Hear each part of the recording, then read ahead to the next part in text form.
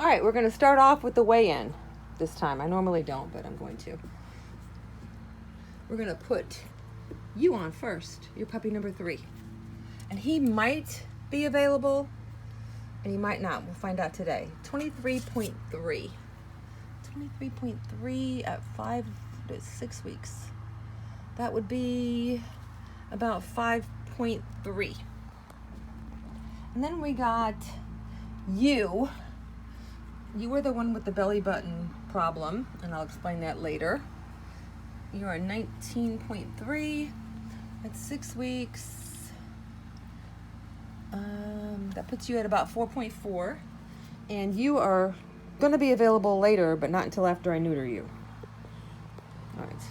And then we got your little brother, who used to be bigger than you, but now he's smaller than you, I think. And he is 18.2. So 18.2 at 6 weeks is about 4.25, something like that. And we got puppy number 1. And she is possibly available. I'll explain more in a minute. 22.2 at 6 weeks. 22.2 is about 5.1. Who are we missing? We're missing Sydney, but I already know what she's going to be, around 5. She's the one I'm keeping. And then we got the little boy, puppy number 4. Come here. Come here, baby.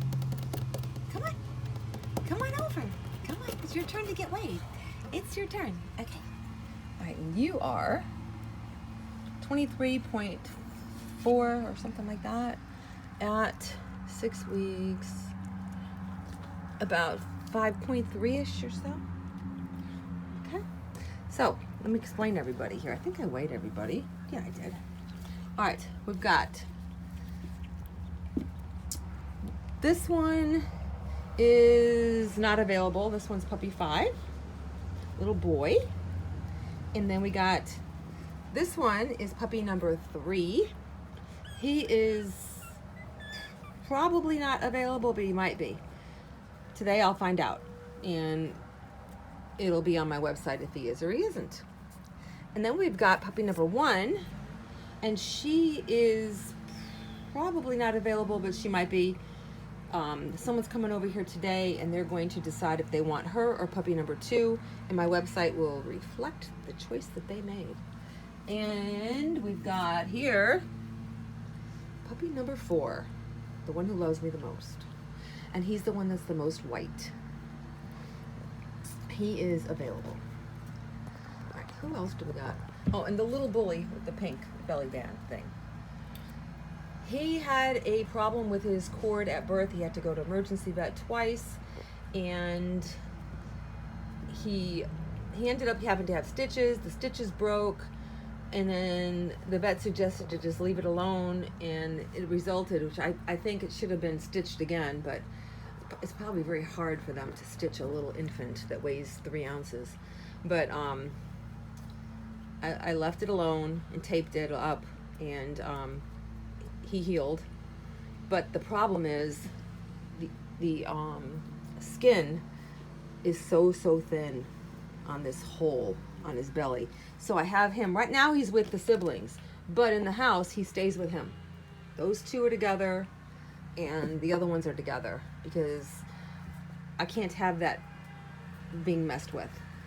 It's so thin that if a nail or a tooth scratched it, it could very easily bust open, and I just don't even want to think about what could happen if that happened. So we're not going to allow that to happen.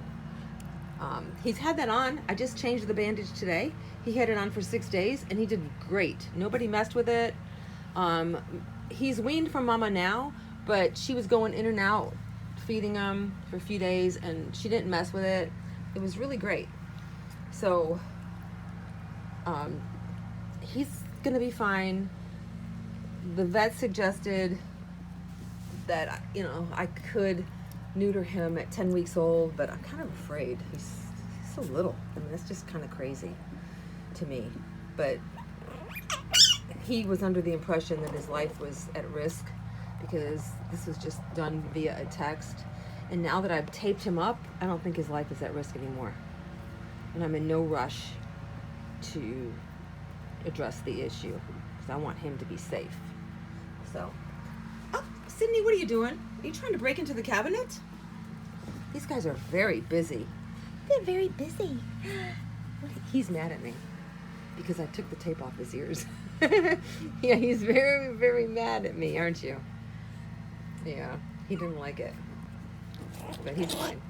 He's fine. All right, so that's what we got. We got 1, 2, 3, 4, 5, or 6. And there's 6. Look how cute you are. Gosh, I can't wait to see what you're going to look like as an adult, Sydney. Oh, I love you. Okay. All right, then. We're going to say goodbye for now.